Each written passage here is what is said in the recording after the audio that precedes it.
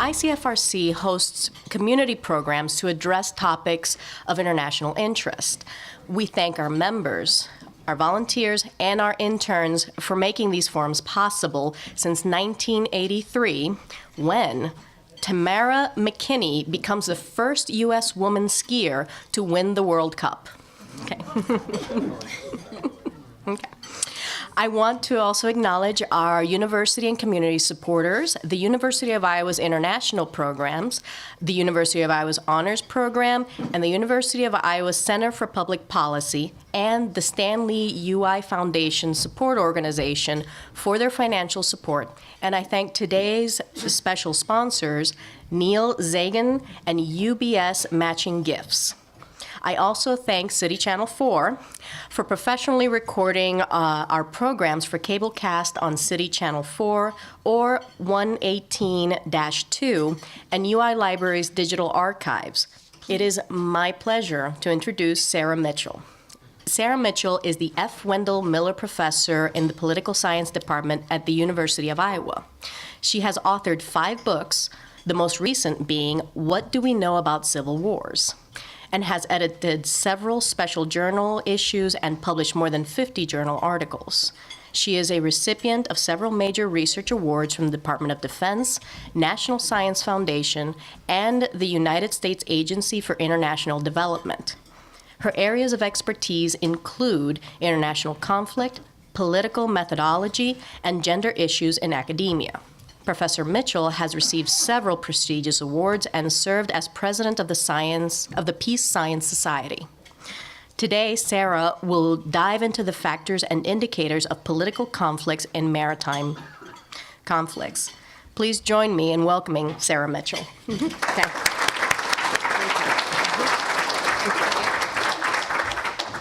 Thanks, everyone, for coming. I know it's a hot topic. We should have fish for lunch, right? to go with a maritime topic. I got interested in this topic a long time ago, back in the 90s when I was writing my dissertation. I was studying what's called the democratic peace, which is the finding that no 2 fully democratic states have ever fought a war against each other. And there was a lot of interest at that time in what are the factors behind the democratic peace? I wrote a paper early in my career trying to figure out when democracies have militarized interactions with each other, what are they fighting about? And so I found in collecting data on about 97 militarized conflicts from 1946 to 1992, that democracies had fought over fish and oil resources in about 56% of those cases. And so that was really interesting to me, that maritime conflicts were a point of contention between fully democratic countries like the US and Canada or Iceland, Great Britain. So what I'm going to talk about today is the culmination of, since that time, 20 years worth of data collection on maritime, what I'm going to call maritime claims, which is basically diplomatic conflicts between 2 or more countries over a maritime zone. Now, some of you, if you're following the news, I have some examples here of some of the ongoing disputes involving China today. So you may have probably heard of the Senkaku Diao dispute between China and Japan. So they've had a lot of militarized interaction in terms of their coast guards engaging fishing vessels around these islands.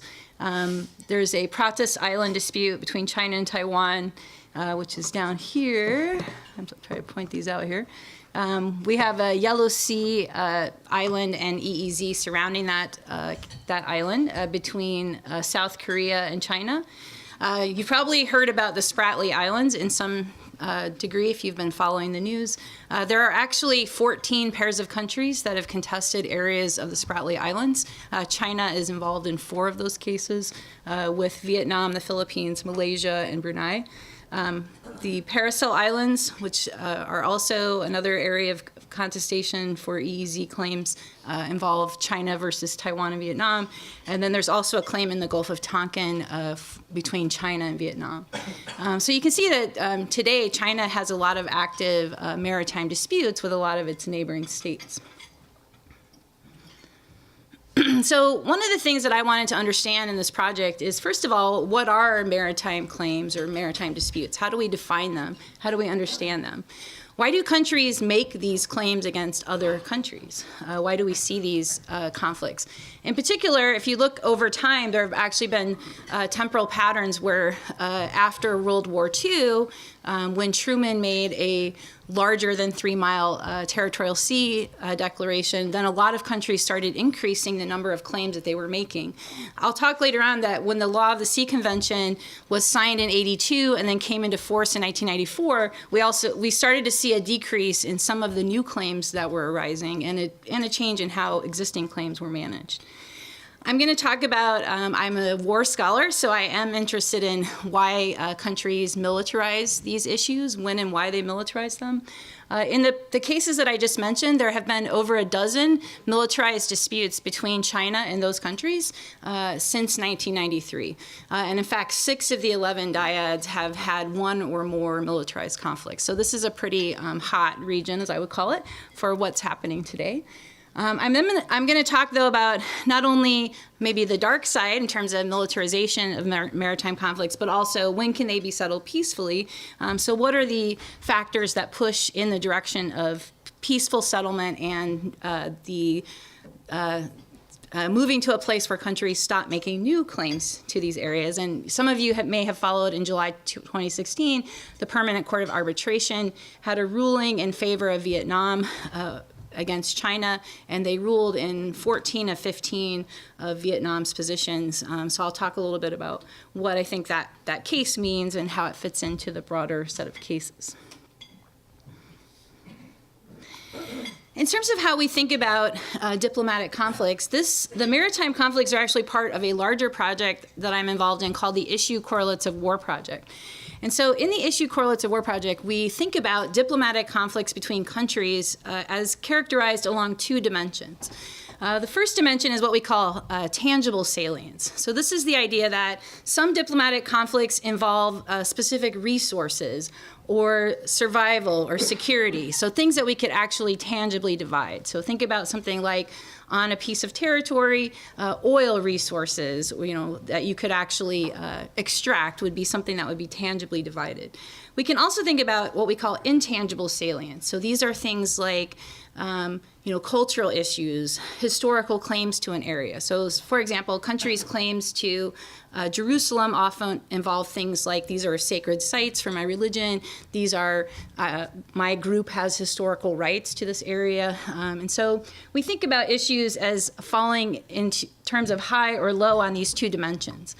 The project started with studying traditional land border disputes, or what we call territory here.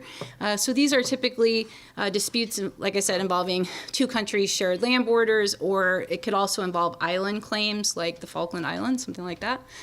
Then we added 2 issues that are primarily tangible issues, maritime claims, which I'm going to talk about today, but also river claims, which are conflicts between countries involving things like water quantity, water quality. Maybe some of you remember I spoke last year about the connection between river claims and civil wars. We're currently collecting data on what we call identity claims. These are, for example, a country like Russia making claims on behalf of the treatment of ethnic Russians in places like Ukraine. So we're actually looking at how countries are making claims relative to the treatment of their ethnic groups, and we think that's important because the grabbing of land, so to speak, has declined over time, and so countries have had to develop new techniques to deal with, they can't use irredentism in the same way that they could historically. Okay, so how do we come up with a definition of what a maritime claim is? I should say this is kind of contentious. People that study maritime conflicts don't always agree with the way that we define this. So the way that we think about this is that a maritime claim involves explicit contention between 2 or more states over the access to or usage of a maritime area.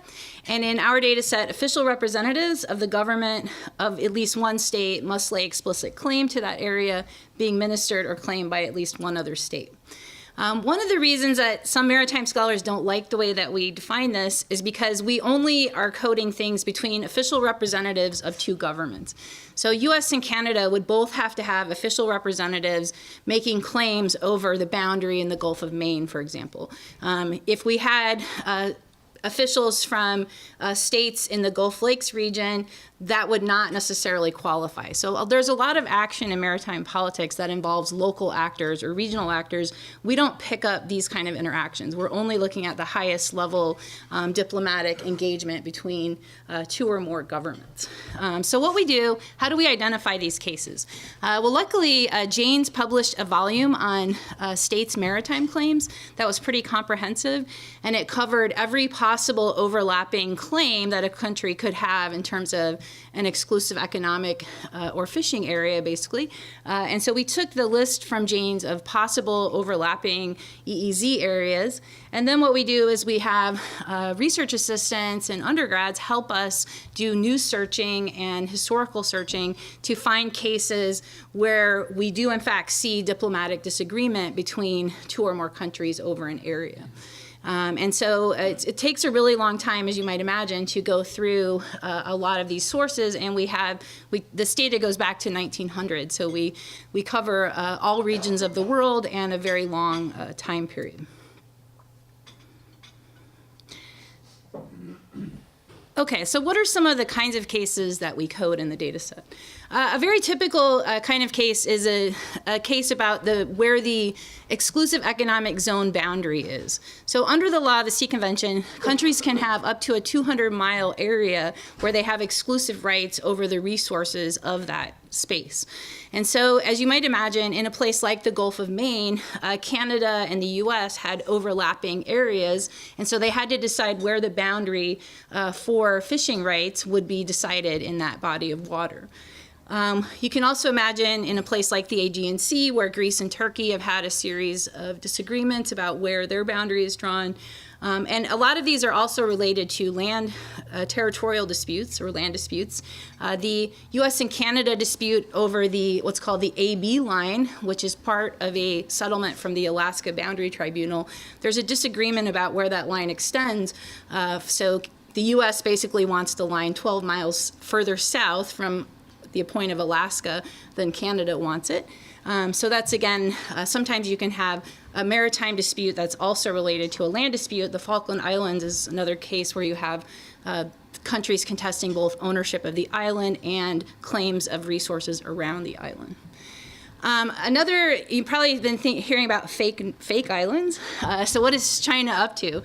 So China and Vietnam and other states have been trying to actually build up islands. So the reason they want to do that is because in international law, you cannot make the basis for an EEZ claim if you have something that's called a ROC. So if the piece of territory is submerged underwater for a lot of the year, then the country is not able to make a claim on the basis of that ROC. So the Aves Island, for example, is a dispute between Venezuela and a series of Caribbean states, and the Caribbean. So Venezuela tries to make a claim surrounding that rock, and other states say that they don't recognize those claims. We can also think about access to resources as a reason for maritime conflicts. So you may have remembered that there was a situation in the mid-90s when Canada fired on a Spanish trawler. And so the reason that they did that was because Spanish and Portuguese fishermen were fishing in the Grand Banks area just outside of Canada's EEZ line. And so Canada actually wrote legislation to prevent those either Portuguese or Spanish fishermen from being in this area, and then actually did fire at one of the ships in that area. The Cod Wars is another kind of famous example between the United Kingdom and Iceland, where you had Iceland continuing to increase its territorial sea limits and Britain not recognizing those limits and actually sending its navy to protect fishing vessels that were going into these contested areas. The U.S. has had disputes with Ecuador and Peru over tuna fishing areas. So in these cases, we don't contest the ownership of the maritime area around Ecuador or Peru. We're only contesting the ability to access resources in those areas. Okay, so In 20 years, how many of these cases have we found? Well, it turns out quite a bit. We've been busy for 20 years. Okay, so in terms of traditional land territorial claims, we have identified 618 globally. Those go back to 1816. In terms of cross-border river conflicts, we've identified 143. These are, each case is a pair of countries contesting an issue. And in terms of maritime conflicts, it falls somewhere in the middle here. We have currently about 267 identified diplomatic conflicts between pairs of states. And you can see that, interestingly, Europe has the highest number of claims, followed by the Western Hemisphere, and then Middle East, or Africa and Asia coming behind that. I'll talk a little bit in a second about why there are so many disputes in the Americas and the Western Hemisphere. We've also done, I think what's really cool about our project is we've coded every peaceful or militarized attempt to settle a specific issue. So if the US and Canada have a disagreement about the Hecate Strait and Wanda, the Dixon entrance area, how often are those issues either settled through bilateral negotiations, third-party mediation, going to an international court? Those are the peaceful side of the negotiations, or do they actually use the threat, display, or use of military force to try to pursue their goals? You can see that territorial claims have actually had about 258 of the land borders that have been contested have involved one or more militarized conflicts, and about 1 in 4 of those have led to situations where there have been fatalities. So someone has died in those militarized conflicts, either disputes or what we would call interstate wars in some of those cases. You can see river claims are not very militarized. There's only about 1 in 10 river cases that involve any militarization. Only 3.5% of those, only 5 cases where we had any fatalities. For maritime conflicts, these issues are actually more militarized than people think they are. About 27% of all diplomatic disagreements over maritime areas have at least one militarized dispute. And now granted, most of those do not involve people being killed. Only 4% of those involve fatalities. It is interesting, though, I think in some of these cases, in the Cod Wars, for example, Britain would sometimes radio over to a vessel and say, we're going to fire on your ship, in this part of the ship, please move your people out of the area. So there's actually some effort between some of the democratic disputes to avoid people dying. Okay, so the first question I had was, why do countries make these claims? The first thing you might think is it could just be a basic defense of your territorial sovereignty. So if you think that the land is part of your sovereignty, then by extension, the maritime area that extends from your homeland is also part of your sovereignty. It's also important because countries value a lot of the resources that they have exclusive rights to. So fishing, minerals, oil, these are all things that are important. And oil drilling technology has dramatically improved in the last 30 years. So areas around the Spratly Islands, for example, that we once thought were not going to be extractable for oil, the possibility of drilling for oil is now much more likely in a lot of these areas. So that's only going to increase the value of some of these resources. We could also think about enhancing your security. If you have militarized conflict with your neighboring state, then you might also extend that, say, dispute over your land border to contending over maritime space as well. After 9/11, there was a lot of changes in maritime security globally. There was increased enhanced port security measures. There was some attempt to deal with piracy in several areas of the world. So we've had a lot of potentially increased feeling about how we should be dealing with movement of vessels at sea and claims to these areas. Economic development has also been a major force for why countries make maritime claims. So while fully democratic countries do not often contest each other's land borders, it turns out, like I said, that they have a lot of maritime conflicts with each other. And this is, I think, important because it helps us understand at least when democracies engage, what are the kind of issues that they engage over. Most people probably think they engage over trade issues as a primary diplomatic disagreement, but we also see in this project that maritime areas have been an important source of democratic conflict. So I told you that I wrote a paper back in the 90s looking at the 97 dyadic militarized conflicts between 2 or more democratic countries, and 43% of those involved either oil or fishing resources or mineral resources of the sea. And so what we did is we recently tried to replicate this finding, and I worked with an undergrad here at Iowa, Kelly Daniels, and so she helped me take a bigger set of data to see if that initial finding from our first paper if we can observe this in a bigger data set. So we actually took 125,891 pairs of countries that could actually have maritime conflicts. How do we identify those? We take countries that share overlapping coastal areas, those states that I just talked about before.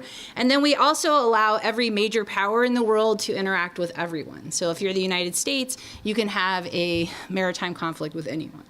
What this does is it gives us a large data set, and then of those 125,000 dyads, you can see that 4.6% of them have one or more maritime disagreements, so it's about 4.6% of possible cases that experience diplomatic claims over maritime areas. Okay, so what did we find raises the risks of having these maritime disagreements? First of all, like I said, really surprising, we confirm our earlier results, and we find that pairs of democracies have the highest risk for having maritime disagreements with each other. That's higher than 2 authoritarian states, and it's higher than a democracy paired with an authoritarian state. We also find that economically advanced states are 300% more likely to have maritime conflicts. This makes sense because countries need some level of economic development in order to be able to have large fishing fleets and to be able to basically have wide-ranging maritime interests. Major powers like the United States or Russia or China are in fact about 94% more likely to engage with other countries over maritime areas. And if you've had a single militarized dispute, it actually raises your risk of having maritime disagreement by almost 600%. So in those pairs of states, when we've had China, Vietnam, China, Philippines, China, Japan, a lot of these have involved militarized disputes. And so those pairs of countries face a higher risk for future disagreement over their maritime areas. Okay. So the next question is, okay, now we know why they start these things, so how do they manage them? So first we look at the militarized side. So the basic idea we have is that states are more likely to threaten or use militarized force or pursue peaceful settlement strategies if the issue that they're fighting over is more salient or important to them. And so one thing we try to do in this project is actually code the level of importance of every diplomatic issue to both sides involved. So if you have an issue like the Gulf of Maine, how much does Canada care about that boundary and how much does the US care about that boundary? We first argue that issues that involve both high tangible and intangible salience, so things like contending over Jerusalem, those are going to give you lots of militarized conflicts. And you see that in the data, that land border disputes do, in fact, about 41% of them have militarization. But we also argue that if the specific issue is more important to the countries involved, so some maritime claims are more important to China, for example, than other maritime claims. In our data, for example, the Spratly Island claims for China have a higher salience score than the Pratis claims for China. So we can think about identifying which of these conflicts is actually more important to both sides involved. As I mentioned too, when countries have a history of conflict, that definitely, conflict does beget conflict. We talk about this in my undergrad class about why there is a kind of conflict trap that countries get pulled into over time. So how do we measure how important issues are? Well, we actually come up with 6 indicators for each of the issues that we code, and these are not the same across the issues. I'll just focus on what we code for maritime claims. The first thing we code is does this claim extend from my homeland territory or is it somewhere else in the world? Our argument is that if it's part of an extension of your homeland territory, it's more important to you. The second thing is this a strategic location? So some places in the world are strategic choke points and they're important trading areas. So something like the Straits of Malacca is a really important area, right, for countries that are moving goods through that area. We also code the presence of fish, fishing resources, and migratory fish stocks. And it'll turn out that migratory fish stocks are highly contentious. I'll show you that in a second. We also code oil resources in terms of either the potential for oil resources, whether there's actual extraction of oil, and then whether countries export that oil if they extract it. We code whether it's related to a land border claim. So like the Falklands, as I mentioned, is both between UK and Argentina is both a territorial dispute and a maritime dispute. And then we code whether there's any other resource basis for the claim, like things like minerals or other important resources that they're contending over. Just to give you an idea, we do actually have a pretty reasonable distribution across cases in terms of salience. So there are some issues that score 12 on this scale. So both sides would score a 1 on all 6 of those indicators. But it's only about 4% of the cases. So by looking at the salience across issues, we can do a better job. Why do we care about this? Because if someone asked me which of these cases is most likely to become militarized, I could actually make a prediction using the salience score. So I can tell you, at least based on the importance of the issue and whether they've militarized it before, I can give you a pretty good prediction about whether they're likely to contest the area in the near future. Okay, so we did an analysis where we looked at the militarization of the 3 types I mentioned before, territorial, river, and maritime. If you just notice here, within issue salience, as a maritime area becomes more salient to both countries, you get more militarized conflict. So that fits with our basic idea that that issue salience matters. We also see that holds for the other issue types, territorial and river. We see that if you've had militarized disputes in the last 10 years over any issues, you become much more likely to militarize a maritime issue that you have underway. And then also, if you've had failed negotiations, that also increases your risks. So that's kind of interesting. If you try to negotiate an issue peacefully, but you don't get agreements, that you have a higher risk of using militarized tools of military strategy in the future.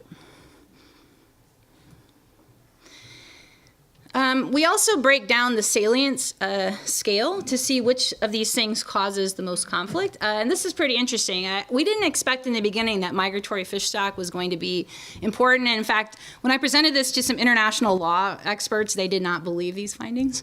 So I was like, oh, send me my result. But yeah, so what I mean here is that if you have like salmon stocks that move from Canada to US and then back to Canada, those cases do in fact see about a 5% higher risk of conflict. It's not huge, but it is significant. We find that strategic locations, like I just mentioned, those important strategic ports or bodies of water and choke points, those are in fact militarized more often. We see that once countries have reached the stage of exporting oil, those cases become more conflictual, and that fits with the broader conflict literature's findings that oil-producing states are at higher risk for not only internal conflicts, but also external conflicts.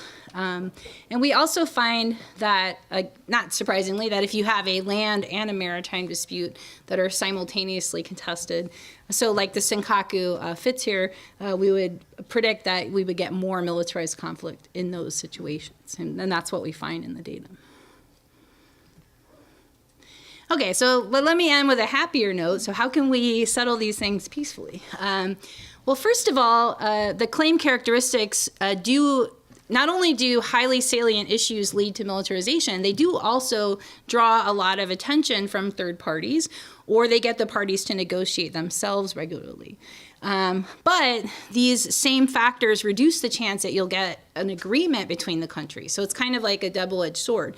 A lot of outsiders care about really salient issues like the Spratly Islands, but the possibility that China and Vietnam or China and Philippines are going to agree on any given negotiation is very low.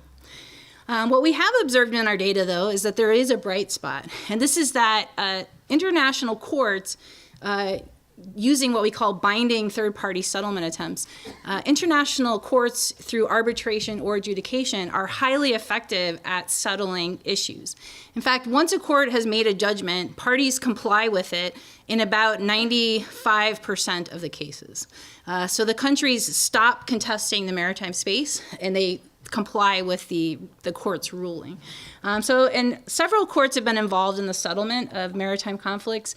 This includes the World Court, the International Court of Justice, and its predecessor, the Permanent Court of International Justice, the Permanent Court of Arbitration, which I just mentioned earlier in the recent China-Vietnam case, the International Tribunal for the Law of the Sea, or ITLOS. The European Court of Justice has been involved in some of these. So I think that's a pretty good bright spot, that once courts get involved, that can be really helpful. You can see here, I'm showing you here the probability, if a court's involved, the probability of getting an agreement goes from about 1 in 3 to about 9 in 10. So you can see that, again, if you can get arbitration or adjudication as a strategy, that can be effective for getting the parties to a settlement. Now, another thing that's happened in the international arena is that the Law of the Sea Convention has become a really important institution for helping countries manage maritime conflicts. Of the 194 countries in the world in 2016, 179 of them had actually signed the Law of the Sea Convention, and 164 of those had ratified the convention. You might know the United States is a country that has not ratified UNCLOS, but we are definitely unusual in this particular treaty because most countries in the world recognize it.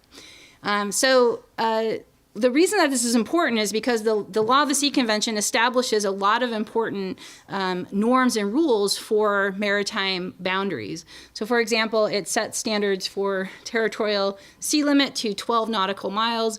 It sets standards for these exclusive economic zone or EEZ areas to 200 miles. It has a lot of environmental resource provisions, lots of different aspects. I study the dispute settlement part of the treaty, and it's probably the most exciting treaty ever. If you like conflict management, this treaty is awesome because it not only has extensive provisions for conflict management, but countries can actually choose what forum they want to go to. So if they go to a court, they can actually designate ahead of time whether they want to go to the World Court or the Permanent Court of Arbitration or ITLOS. So they actually have a say in what kind of court they end up in, which I think is pretty neat. So we find that for countries, has UNCLOS worked? Our evidence suggests it's been a hugely successful treaty. First of all, countries who have jointly ratified the Law of the Sea Convention are less likely to have new maritime claims with each other. So once you join the treaty, it actually helps you accept boundaries, right, in these contested spaces, and then you stop having new conflicts. You're also less likely to militarize your conflicts. So pairs of states that have both ratified UNCLOS are less likely than states that haven't to settle existing maritime issues with force. They're more likely to turn to these third-party. So I told you that courts are really effective. Countries that belong to UNCLOS are more likely to use courts. And in particular, there's an Article 287 clause that I've been studying with a colleague. And here, like I said, it's these optional declarations about what court you'll go to. And we find that just making these optional declarations leads countries to settle in the shadow of the court. So the credible threat of going to court actually leads countries to reach agreements outside of court. So again, that's a really neat, I think, effect of the Law of the Sea Convention. Okay, so yeah, international organizations matter. Don't let people tell you they don't. Okay, so this just, I think, confirms what I said before. There's really high compliance with these agreements. Now, you might say there's a little bit of a dark lining here, which is that less than 10% of we've coded over 3,500 peaceful attempts to settle maritime, or to settle all of these types of issues, territory, river, and maritime. And in those almost 4,000 cases that we've coded, only less than 10% of those involve going to international courts. So countries are reluctant to cede authority to courts, even though it's the most effective way to settle all three of the issues that I mentioned, land, river, or maritime issues. Now, what are some of the recent cases that they're kind of ongoing? Just to give you some examples, the Permanent Court of Arbitration has settled 18 conflicts, and there are about 6 that are ongoing today. The World Court has settled 19 cases involving both territorial and maritime issues, and about 13 involving just maritime claims. And there are, again, about at least five ongoing cases that the court is hearing. And then the ITLOS, the tribunal through the Law of the Sea Convention, has settled 23 maritime claims and has 2 cases that are currently underway. Okay, so what are my predictions for the future? It's all good. No. No, okay. So, well, maybe it's not all good. Actually, our data suggests that China is very likely to militarize their maritime conflicts. So first of all, if you look at the scores on all of the things I talked about for oil, strategic location, fish stocks, migratory fish stocks, in a lot of the cases China is involved with, these are scored 1 for both countries involved. So these are, the Spratly Islands and Senkaku, these are highly salient areas for the countries involved. And like I said, over half of China's current maritime claims have involved at least one militarized conflict. So the Senkaku has had at least 6 militarized conflicts between China and Japan. They actually negotiated this week. I think they're trying to they had a lot of Coast Guard engagement, like I said, so they're trying to negotiate a way to reduce that. They've also had a lot of incursion into each other's airspace in the area. But this gives you a sense of, there is a pretty reasonable risk that we'll continue to see militarized interaction in the South China Sea. Now, on the positive side, all of the countries involved in China's claims have ratified UNCLOS with the exception of Taiwan. So that's a really positive, I think, thing in terms of UNCLOS has a pretty good record. And people have often asked me, do I think the Permanent Court of Arbitration ruling is going to have any effect on China? Skeptical people will say no, China will do what it wants. But I actually think our data suggests that international court rulings on maritime disputes have had a really important effect in terms of setting precedent for future areas. So basically, the PCA ruling challenged China's right to use historical claims. So they're basically saying, look, our fishermen were on these islands hundreds and hundreds of years ago, and the PCA said that's not a valid basis for making a claim in light of the Law of the Sea Convention rules. And they also challenged the use of this building up of artificial islands, and I think that's going to be really important going forward because it's going to narrow the scope of what China is able to claim in the future. I think maritime conflicts will continue to persist given the rise of economically developed and democratic countries. I showed you that those types of countries have a lot of conflicts with each other, but we also see that a lot of those countries join the Law of the Sea Convention, and so that's mitigating some of the risk for having maritime disputes. Few maritime claims produce fatalities, but whether that pattern persists remains to be seen. And then finally, you might ask me about, well, what about the Arctic? The the Law of the Sea Convention actually deals with resources in what they call the area. So we have 200-mile claims, right, coming off of each country's shore, but you don't have rules in terms of the areas that aren't in any country's overlapping space. So that's called the area. One of the reasons that George W. Bush tried to get Congress to ratify the Law of the Sea Convention was because he wanted the U.S. to have stronger claims under the agreement in these open area cases. And in particular, of course, the U.S. cares about the Arctic, its claims it will make in the Arctic, but also as global warming is happening, we're getting more opening of sea lanes and shipping areas. So that's going to, I think, cause the potential for new conflicts in these areas. So thanks for listening, and I look forward to hearing your questions.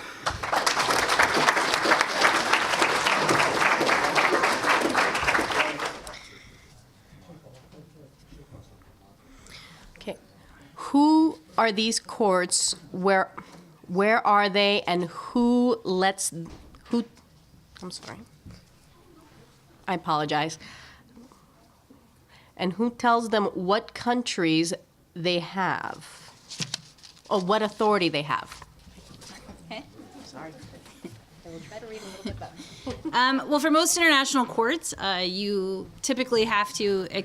There's a couple of ways they can have jurisdiction. One is through, with the World Court, for example, you could make a optional declaration to accept the jurisdiction of the court a priori, or you can. Two countries can have an ad hoc agreement to go to an international court. I think what's interesting about the China-Vietnam case is that under the Law of the Sea Convention, one-sided arbitration is possible. So in this case, Vietnam brought China to court even though China was not willing to participate. So I think that's going to be really interesting in this particular area. It's not typical that countries can actually, it's not often the case that you have one-sided adjudication or arbitration.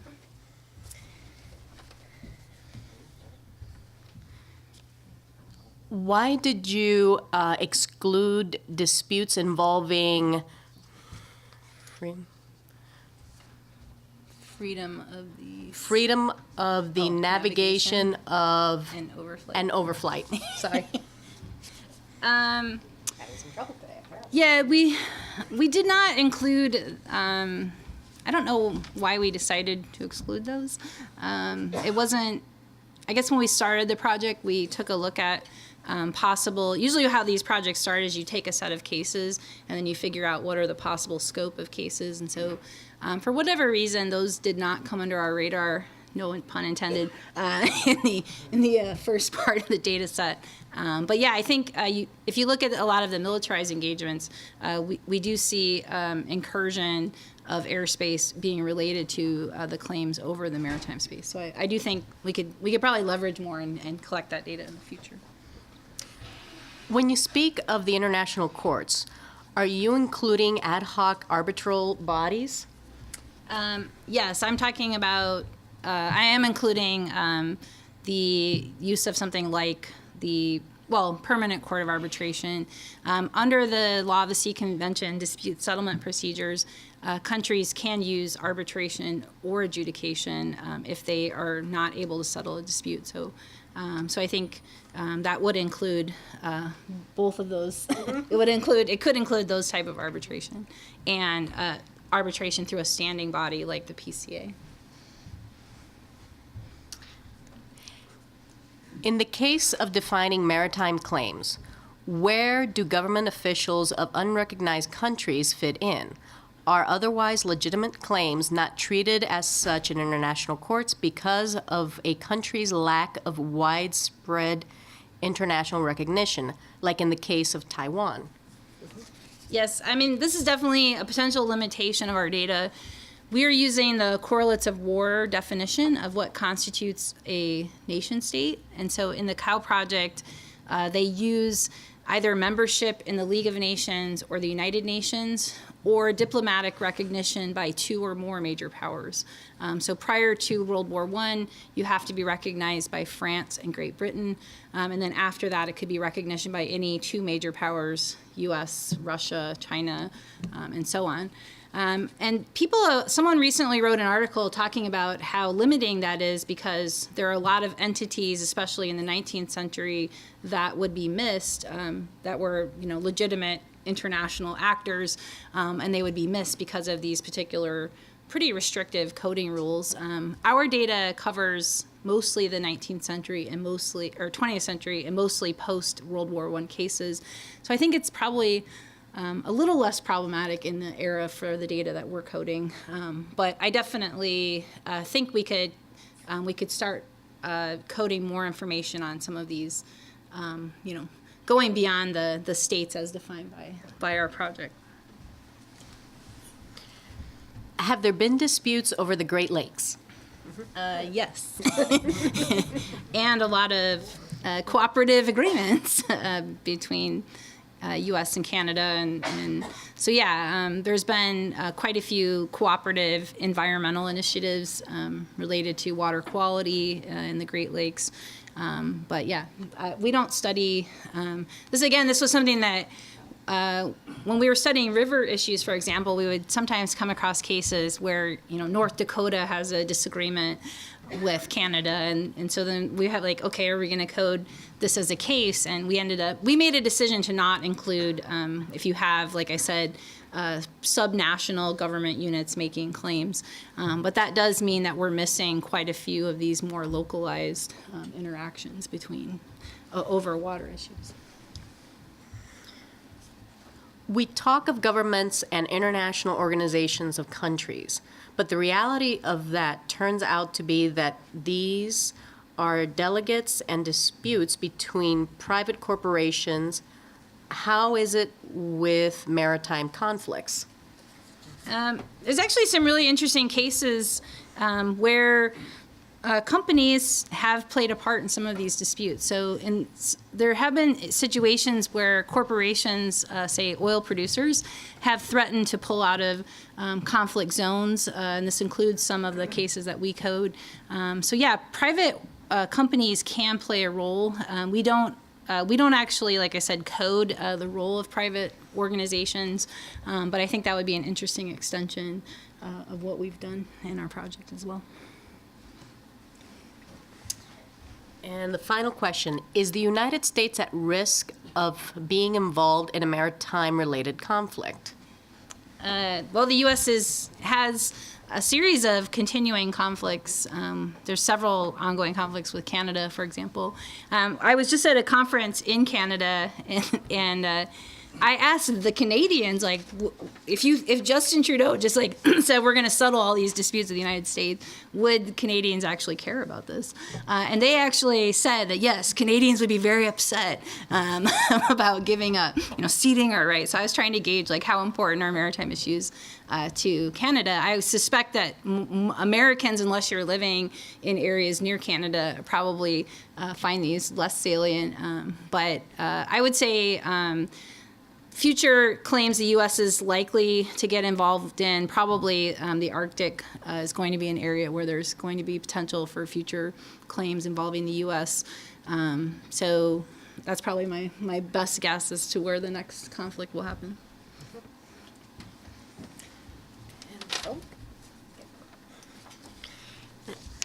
We now conclude our program. Please join me in thanking Sara Mitchell for her presentation.